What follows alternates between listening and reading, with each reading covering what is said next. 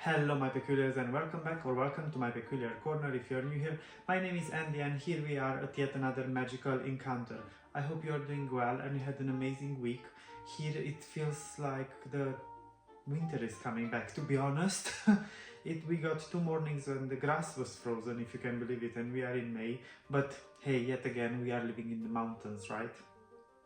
Anyway, we are not here to discuss about weather. This week I want to show you a very beautiful book that I got by mistake when I was living in London in 2016 from a charity shop.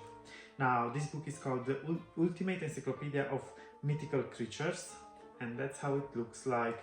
It's very nicely done. It's full of magical creatures that we will discover together.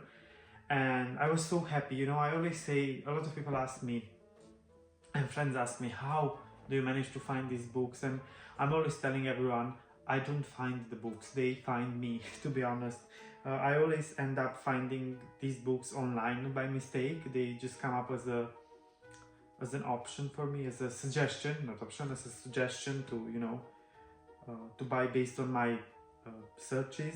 And while I was living in London, I was going to a lot of the charity shops. I was just always finding some book about magical creatures or magic in general, or the occult stuff and so on. So yeah, that's how the books find me actually.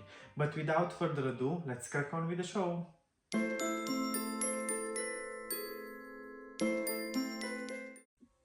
Here I am back from the Peculiar Library with this beautiful book.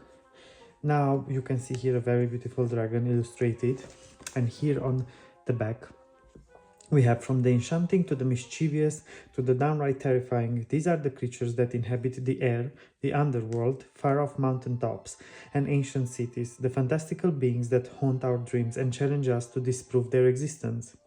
We have all heard of the Minotaur, but do you know the story of his birth? If you hear the eerie wailing of a banshee beneath your window, is it a harbinger of good or bad tidings? And what about the basilisk, a creature so poisonous its venom could travel up the shaft of a spear and kill the man holding it? Is there any way to destroy it?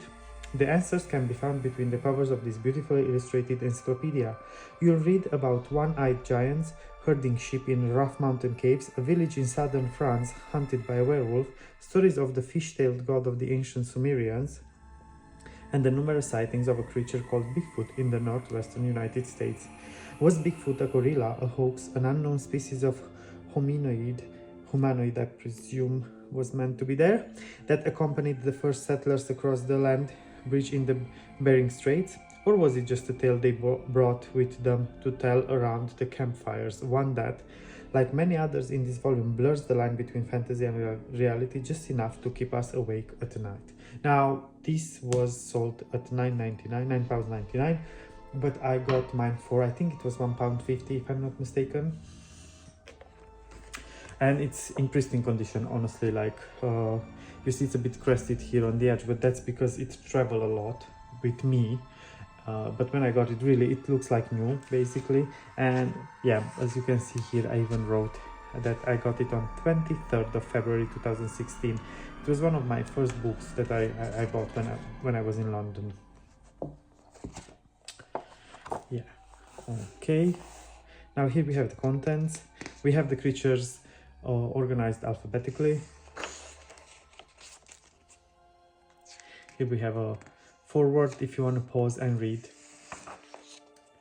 And then we have the introduction. And we have beautiful illustrations of different magical beings. Now, as I said, if you want, you can just pause and read. There's a lot of information throughout the book. And here we start with creatures from A to E. And then we have Abominable Snowman, which looks a bit to me like Yeti, I would say. It's very well documented, this book. Like, we have historical facts and so on. So it's not just like a writing of fantasy.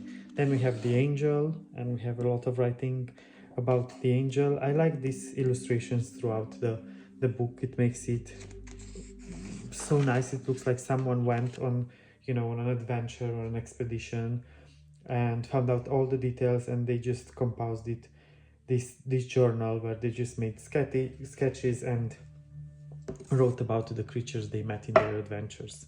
Here we have Argus. Here it says that in honor of his faithful service, Hera sews his many eyes into the tail of the peacock, her royal bird.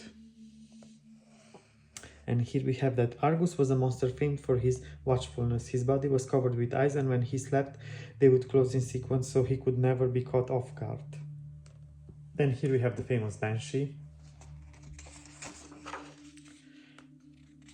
Then more about the Banshee, and then we have the Basilisk, which we all know from the Chamber of Secrets. But here the illustration is a bit different from the snake that we can see in Harry Potter and the Chamber of Secrets. Then more about Basilisk and Beast of Covadin, I would say. Here it says that in many rural areas it is still the custom when summer arrives to take sheep and cattle up to the high pastures that are inaccessible in winter. Often the children are sent to look after them. This is probably what the boy from the morality tale was doing when he cried wolf. Then we have Beast of Covadin, it's continued, and an illustration with it looks like a werewolf. Then we have about Behemoth. The sight of a fully grown bull hippo with its mighty jaws agape is an awesome sight. Could this be the inspiration for the Behemoth myth? And here it's how Behemoth is illustrated. And then we have Bigfoot. Obviously we all know the Bigfoot history and sightings and all the videos we can find on YouTube about Bigfoot. Then we have Black Dog, the Grim. My dear, you have the Grim. We all know this bad luck sign. Then we have a Brownie, I like brownies a lot. And here we have a Cacus. Above we have a statue of Hercules and the defeated Cacus by Bartolomeo Bandinelli, 1525-1534. Now, as you can see, I like this book because they also add a lot of elements from like architecture and paintings and so on throughout the book, which is so nice, you know, to see how people were, even back in the history, fascinated by magical creatures and mythology and so on. Then we have Cacus continued, and here we have an illustration of him, Caledonian boar, which we know about from the Greek mythology. Here we have Cyclops, the centaur, which we also see in Harry Potter. Hopefully in the TV show we will see more of the centaurs. Then we have Fluffy and beautiful illustrations.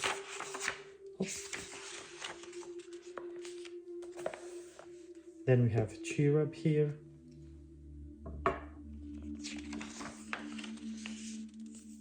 A Chimera, which is also quite famous.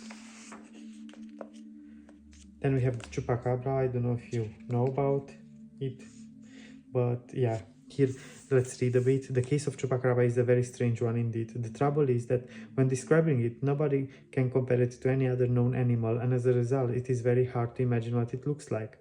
Pulling together witness statements, it would seem that it is about 1.5 meters tall and moves on its hind legs, which are thin and bird-like with webbed toes.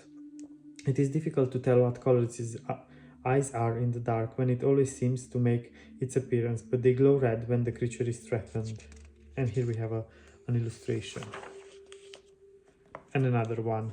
Other eyewitnesses describe Chupacabra as resembling a spotted, clawed alien-type being. Then we have the Cretan bull. And again, beautiful illustration. This we have Theseus subduing the Cretan bull from 15th century BC vessel. Then we have Cyclops, which we know from Percy Jackson. Then of course the beautiful dragon, which is my favorite magical creature. And as we know about dragons, we can have books and books, right? More about dragons and more about dragons. And here we have the dryads, which I'm always meeting on my trips into the forests. Then we have Echidna, elves, which again we have elves are and they are portrayed in so many ways. You know, we have the beautiful elves of the Lord of the Rings, and we also have, you know, the house elves, then we have elves of the forest, elves of the mountains, and so on. Then we have Empusa, which is for example, I do not know much about this creature, but she does look a bit like a banshee. Then we have the Erymantian boar, and here we have Hercules displaying the Erymantian boar to King Eurystheus from a Greek vessel with black figures from 15th century BC. And here we have fairies. Again, fairies, we have all kind of fairies, but we of course have our favorite, which are the Cornish pixies.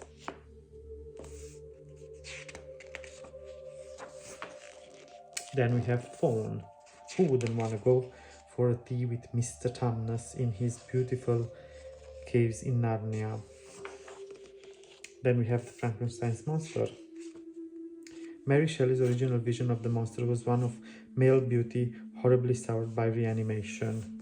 And then here we have the version of the monsters portrayed by Boris Karloff in the 1931 Universal Pictures production has become the iconic image. Then we have the Furies. Here we have Orestes pursued by the Furies from a painting by William Bouguereau from 1862. And here it looks like a Greek vessel. Then we have gargoyles. Actually, there is one beautiful book about gargoyles that I'm planning to get very soon, and it's entirely about gargoyles. Here we have Serion, Hercules doing the battle with Geryon, from a cliques by Euphronios and Cachrilion around 510 BC. Then we have the giant octopus. We have giants, which we know a lot about because of the Harry Potter universe. Then we have the giant squid that is still probably swimming in the Black Lake. And here we have gnomes, which are generally portrayed as very cute, but as you know, in Harry Potter in the Chamber of Secrets, they are not that cute. It is right, it is in the Chamber of Secrets when they are degnoming the garden. If I'm wrong, correct me in the comments, but I think my memory does not fool me now. Then we have goblins. Then we have the golem, which the golem is quite famous, especially the golem from Prague. So, and I'm pretty sure that they probably will mention this here, or maybe not. But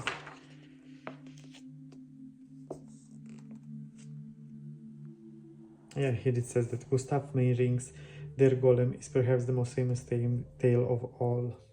Then we have Gorgon, the Gorgon Euryale depicted on an amphora 15th century BC. Then more about Gorgons. Then we have Grea. Then we have Grendel, which looks a bit like an orc from Lord of the Rings. And here we have a color section. Here we have it explains. We have Chimera, Pegasus, and Bellerophon. Then a Phoenix, Genie, Troll, Griffin, Cyclops, Dragon, Fairies, Elves, and Spirits, Unicorn, Giant Octopus, Sea Serpent, Werewolf, Zombie, Vampire, Minotaur, and Medusa. I like these illustrations. They are cartoonish, but still magical. Like, I would definitely like to have some of them framed, but they cannot be taken out from the book, so we'll have to do with just having them here. I love this one with the unicorn a lot.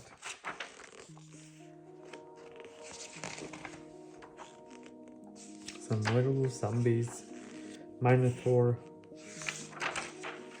and here we have Medusa. And then we have continuation, the creatures from G to Z. And we have a griffin, buckbeak, beautiful buckbeak, which is a hippogriff.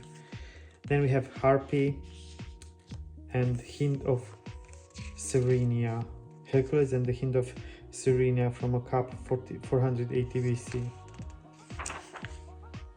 Then we have the hippogriff, which doesn't look like buckbeak at all. Then we have the Horse of Diomedes,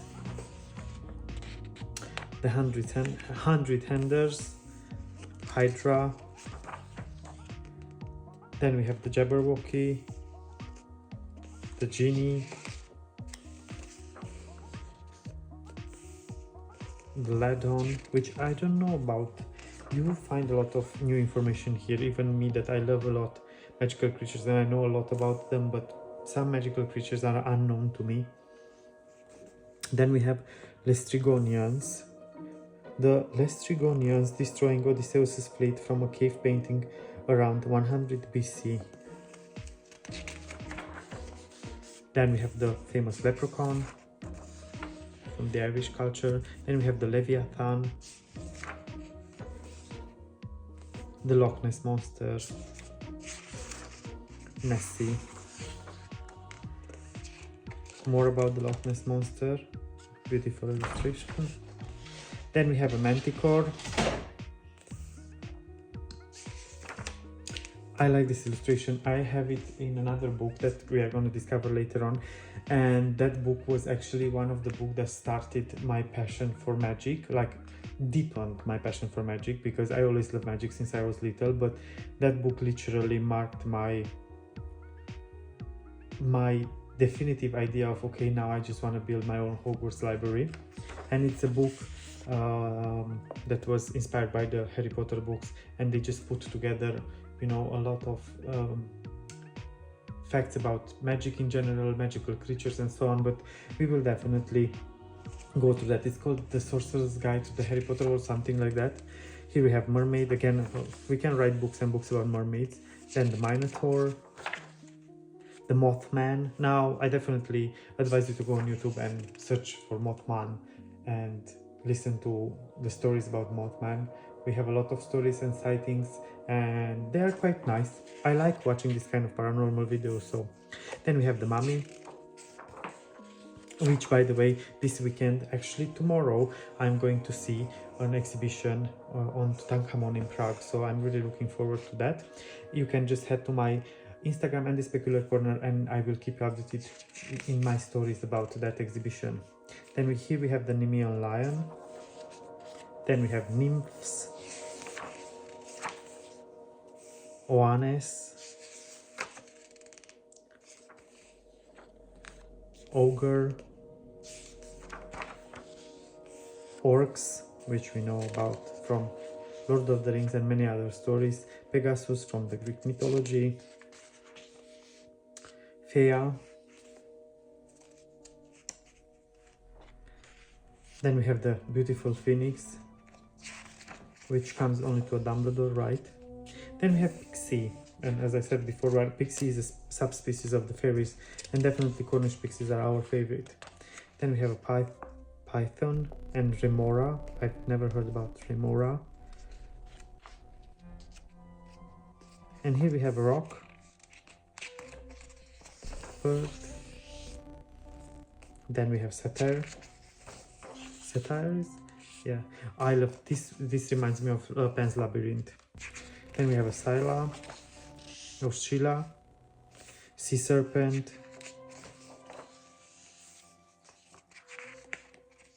quite a lot about sea serpents. Then we have a Siren, which is similar to a mermaid, and the beautiful Sphinx that we encounter in the Goblet of Fire. Then we have Spring Hill Jack, which again, this is one legend that I really love reading about. Then we have Sprit, which we know a lot about Sprit from Spiderwick Chronicles, if you've seen that movie. Then we have a Squonk, which I have no idea about. But I imagine that that's how the goal in Weasley's family attic would look like. Then we have a Stymphalian Birds, Triton. We have a Troll. This one, I have to say, it looks a bit better than the troll we encountered in the Philosopher's Stone. Then we have Typhon from Greek mythology. Again, there are a lot of magical creatures from the Greek mythology here. Then we have unicorns, vampire, which again, we can write entire books about them. I actually have many books, and as you know, the Ology series also had the book only on on vampires. Then we have a werewolf. Now this would be amazing if the ology world would release a book called Lycanthropology, only about, you know, werewolves. That would be nice. It would definitely be a book I would get. Then we have a Yale, which looks a bit like a dragon. And then obviously we have the famous zombie. And that was the last creature. And then here we have a nice index. If you want to pause, you can go again through all the creatures that we covered throughout the book. Now, as I said before, you know, I mentioned to you that when things are gonna get better with my room, I will think seriously about starting to do special videos only about magical creatures and only about herbology, for example, and we will start going in more depth for certain plants, certain magical herbs, certain magical creatures, history of magic and so on. So it would be like an, I don't know, let's call it an online course, like being at Hogwarts, but online on YouTube. Now, I still need to put it on paper and think very well about how I want to structure this, but definitely it's still on my table and I'm going to definitely do it. And obviously we are going to use a lot of the books that I have for these special videos, where we are going to go more in depth and we are going to read about the creatures and sightings of certain creatures and history, more art pieces around the world that depict this kind of creatures or magical herbs and so on. So yeah, just stick around. I have great plans for the future of my YouTube. Let me know in the comments below what creature you like the most. I'm very curious. Now, you know, I love dragons, obviously, but I would like to know what creatures you would love to see and discover on your, you know, magical adventures. Also in the description of this video you will find the link to get this book. If hopefully I will manage to find some on eBay maybe, but let's see. I really hope you enjoyed this week's video. It gives me great pleasure to always discover the magic within the pages of the books that I own over and over again with you as well. I always love interacting with you through my videos. And until next week, don't forget two very important things. Stay magical, stay peculiar, always. Bye for now.